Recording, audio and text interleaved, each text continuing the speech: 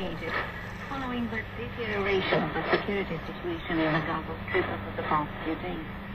At the request of the neighboring Hungary, Hungarian citizens was also repatriated with a group of Romanian nationals. This was the second evacuation operation for Romanian citizens since the start of the conflict in the region. Last week, 84 Romanians and their families were evacuated from Gaza. Romania remains a firm supporter of the International Criminal Court, said Romania's Foreign Minister Peter Scorlățean in Bucharest on Monday, after talks with the court's prosecutor Fatu Ben-Soda. Scorlățean highlighted Bucharest's efforts to promote the International Criminal Court Rome Statute and the court's activity. According to the Romanian Foreign Ministry, Romania signed the Rome Treaty in July 1999 and ratified it in 2002, being one of the states with a direct contribution to the enforcement of the statute. The International Criminal Court is the first and only permanent criminal court. 122 different states have adopted its statute so far. The Israeli army on Monday killed at least 10 Palestinian terrorists who infiltrated into Israeli territory from Gaza using tunnels. At the same time, the army continued its ground and air operations in the Gaza Strip. According to Radio Romania's correspondent in the region, 18 Israelis and around 500 Palestinians have been killed so far in the conflict. Army officials have asked the inhabitants of southern Israel to remain in their homes due to security risks. On a diplomatic level, U.S. Secretary of State John Kerry will travel to Egypt as part of efforts to mediate a ceasefire between Israel and the Palestinian organization Hamas. The authorities in Cairo say they support the Palestinian population in Gaza, but that they disagree with Hamas's terrorist practices. Italian and Maltese authorities said they rescued over 800 immigrants found on the Mediterranean on Saturday, while the International Organization for Migration warned that several hundred people may have been killed at sea, the German news agency DPA reports. Recently, Italy said it can no longer cope with the situation alone and called on Frontex, the European Union border agency, to take over the rescue of immigrants arriving by sea. According to the International Organization for Migration, 5,200 people have arrived in Italy by sea in recent days. It is estimated that since the start of the year, at least 80,000 migrants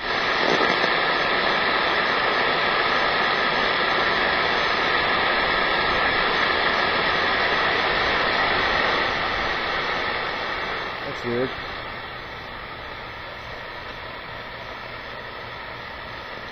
The whole forecast just went off. Well, my connections are still good. And I know I don't have any other outside interference.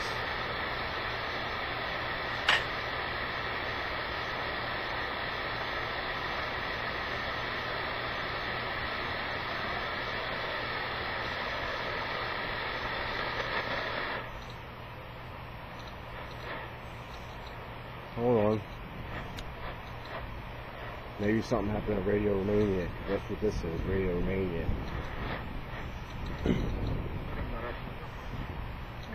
There we go. That was very unusual. I never had that happen. And the Arab terrorist organizations from Lebanon and the Palestinian territories. As usual, Romanian diplomacy is carefully monitoring the situation in the region, since Romania feels responsible for the destiny of some of the inhabitants of the region, namely the hundreds of thousands of Romanian-born Israeli citizens, of whom many have preserved their Romanian citizenship, and the non-Romanian women who have married Palestinian citizens and are now living in the West Bank and the Gaza Strip.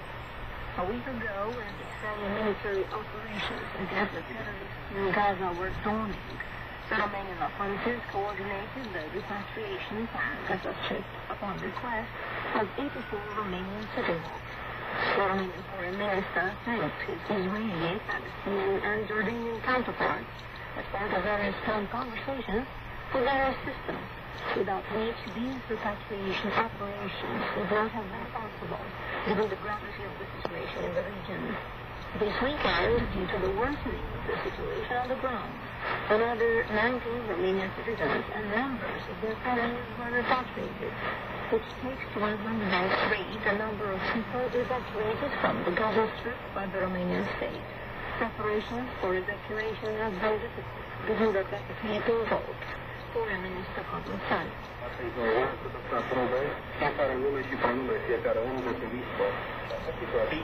side has to go over the name and surname of every person on the list before giving the go-ahead. There were situations when we did not get the necessary approvals from the very beginning, especially in the case of mixed families. It is very difficult to evacuate the wives and children and leave the husband behind. We are still working on such cases with the Israeli authorities. Romania has got involved in the Israeli-Palestinian conflict, also politically and diplomatically. Bucharest has constantly called for a peaceful solution to the Middle East conflict.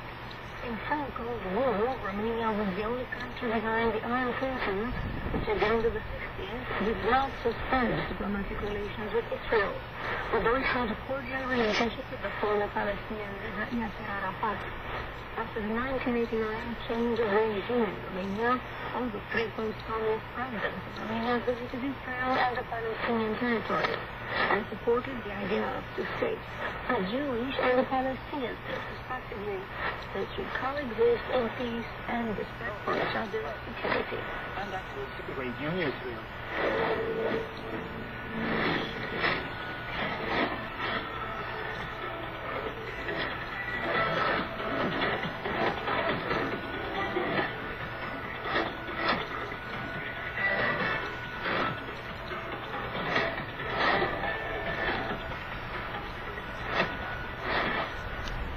Next in our program, Radio Romania International. Hello and welcome to the Schools Roundup. We begin with news from Paris. A pair made up of Romanian train manager and Mario Romania Croatia on Sunday won the men's doubles at the ATP tournament in Hamburg, totaling 1.2 million euros in prize money. In the final match, the two outperformed first seed Alexander Zverev of Austria and Bruno Soares of Brazil, 6-4, 7-5. Also from tennis, Ivan Skopje and his teammate Sergei Stakhovsky reached as far as the doubles finals of the Challenger tournament held in Binghamton, New York, with $50,000 up for grabs. In the final match, Ivan Stakhovsky lost to British Daniel Cox and Daniel Scarborough 6-7, 6-10, 6. We'll move on to news from fencing. Romania's delegation at the World Fencing Championship in Kazan, Russia, won 1 medal. Tiberiu Dolicianu grabbed bronze after qualifying to the semi-finals of the individual sword event. Dolicianu lost, however, the semi-finals to Nikolai Kovalyov of Russia, 15-9. From water polo, let us know that the Romanian men's team has failed to qualify to the quarterfinals of the European Water Polo Championships underway in Budapest. In Group A, Romania defeated Georgia and lost to Italy, Montenegro and Greece. Now good news from football. The Romanian League Cup is underway in Romania, with the 8th finals having kicked off on Friday. In the first match of the day, Vitoru Constanța outscored FC Botoșani Bucharest 8-6 after the penalty shootout, while Asta Giurgiu won 4-1 against FC Brașov. On Saturday, Telco managed to edge out Czechoslovakia at home, also in a match that went to the penalty shootout. Also on Saturday, Star won the local highlight match against Bucharest rivals at 8-1. On Sunday, CSMS Iași obtained a surprising 4-2 home win over CFR Cluj, while the other team from Cluj, Universitatea, also grabbed an important 1-0 win over Petrol Croatia. You have been listening to Sports Roundup. You can revisit our sports news online at our website www.rri.ro, as well as on Radio Romania International's Facebook profile.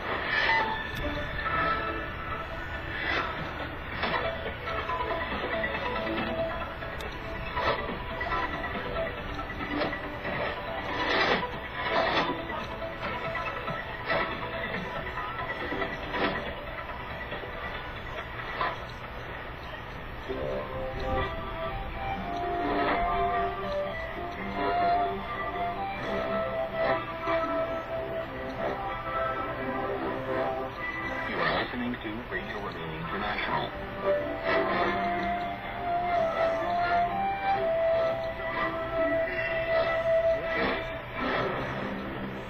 Next on Radio Romania International, Promemoria.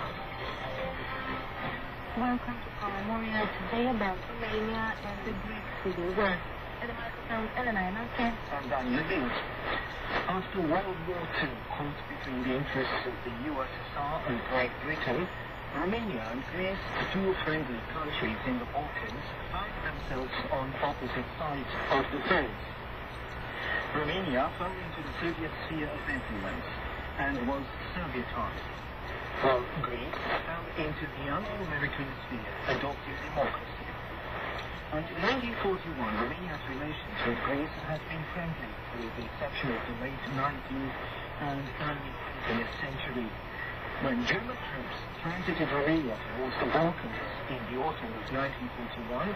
Greece condemned the violation of the 1934 protocols signed by the Balkan Entente, also called the Balkan Pact, made up of Romania, Greece, and Yugoslavia. Relations between Romania and Greece became even more complicated after 1945. Under Soviet occupation, Romania could not pursue normal relations with Greece's legitimate government because of pressure from the communist regime. In Greece, communist guerrillas would drive the country into a civil war between 1946 and 1949. Like other communist governments in countries under Soviet occupation, the Romanian communist authorities supported the Greek partisans. Apostolos Petalakis, a professor at the University of Thessalonica, tells us about the event. In the initial stage of the Civil War, 1946-1947, the Greek communists were supported particularly by Stalin, who offered them moral and material support. Then followed Dimitrov Bulgaria and Enver Hoxha Albania. The Greek communists wanted to liberate northern Greece and to create a free Greece, and asked socialist states to support them with everything they needed to achieve that lofty goal.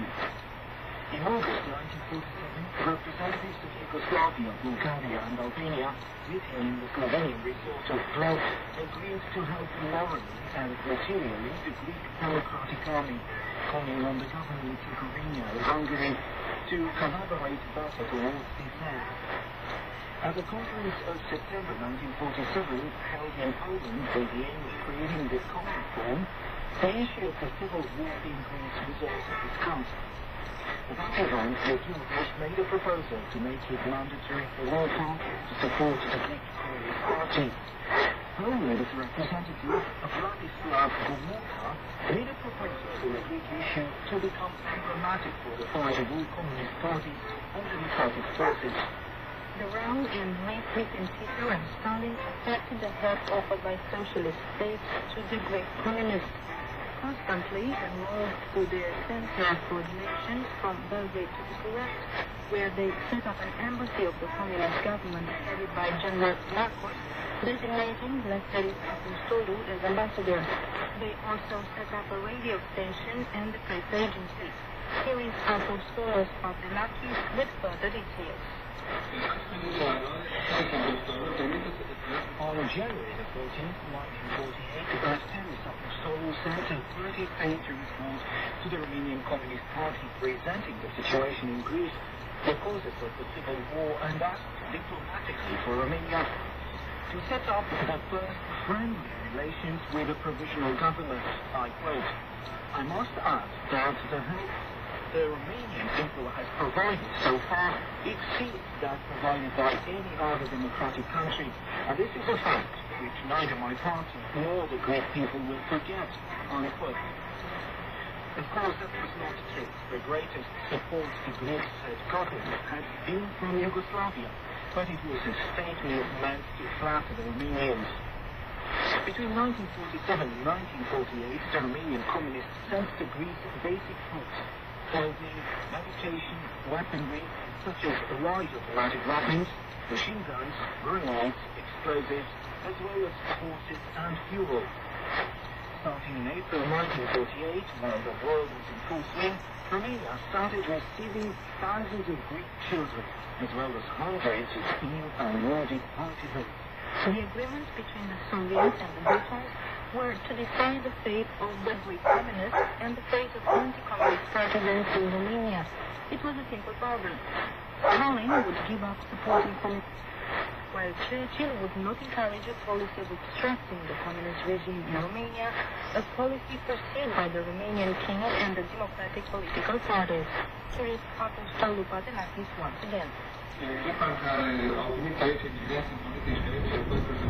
When the Greek political migrants came here in 1948, first the children arrived, then in 1949 the others, and they felt much better here than in other countries. They got sent to 7 countries. In some countries like Poland, Czechoslovakia and Uzbekistan, the locals hadn't even heard of Greeks, so the migrants found themselves in a totally foreign environment. In Romania, there already were Greek communities, bilingual people who could communicate with everyone. They felt closer to Greece. Some of the 28,000 children evacuated after the Civil War went to the Democratic Republic of Germany. Imagine the shocks those children had. The war so the Germans had demanded older and more educated children in order to reduce the problems they could have.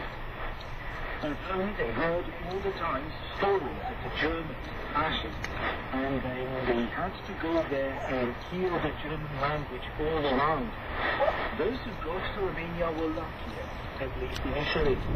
The Civil War was in northern Greece, in the mountains, where a lot of A-Romanian families lived. Among these children were A-Romanian children who acted as translators. Those kids understood the language better. It was much easier for them to learn Romanian than for the others. A lot of Greek communists took the road to exile ready to Romania. The policy of negotiation had prevailed against ideas and expectations. That was Romania. We invite you to revisit our history feature online on our webpage at www.rri.com and on Radio Romania International's Facebook profile.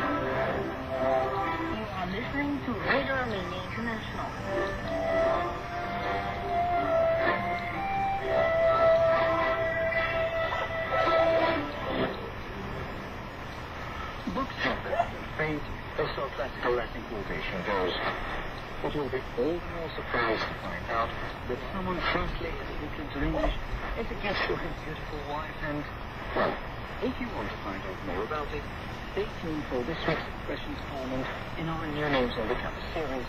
I'm O.J. Malcolm. Today we're in for a taste of the bright side of things on Romania's capital city, as on April the 3rd, the upscale 4-university schedule bookshop in Bucharest was the venue for an exceptional book launch. A briefly illustrated history of Romanians is the English translation of Nebuchadnezzar's Romance, brought out in 2014 by the Humanitas publishers. Among the distinguished guests for the event were His Excellency Martin Harris, the United Kingdom's ambassador to Bucharest, and His Excellency Jared Thor, the Republic of Ireland's ambassador to Romania. In his spirited late ages, Nebuchadnezzar makes one last stand as an old-school aristocrat at a time when everyone seems to scoff at etiquette, scholarship, and manners. A former economist and diplomat, for nearly 2 decades, Giovanna has written a couple of books focusing on controversial issues in Romanian history. On April the 3rd, the author charmingly cracks a couple of jokes about the two sects that serve the state of the Rocky Road. I would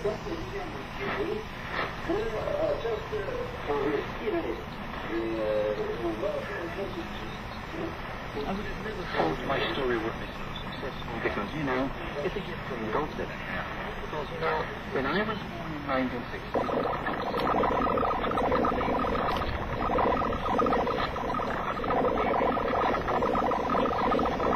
and a voice that would be suitable for the smallest breed. So everything was prepared beforehand. So when I returned to Romania 45 years later, there were 2,000 or 3,000 people who knew me. I was mainly known for having written a book on the philosophy of history. Then there was the famous French sociologist Romania who knew me. So it's not totally unknown group full of 2,000 to 3,000 people. But right after I got back to Romania, TV stations got hold of me straight away. And as God gave me a march that is perfect fitting the screen, soon I got to be known all around the country. But then again, I was wanting to write this great illustrated history of Romania at a price and based on the junior high school textbook, I did this sketchbook that came out as a brief history of Romania. But let me just give you details.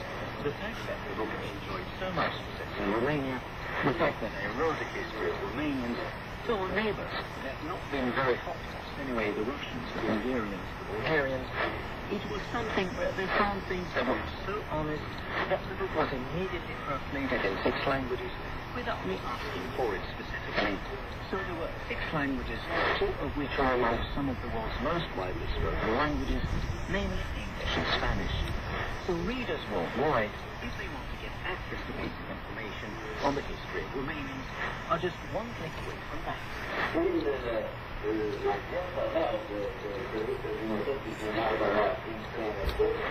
Thanks to the distinguished participation it enjoyed, the book launch on April the 3rd was a genuinely multicultural event.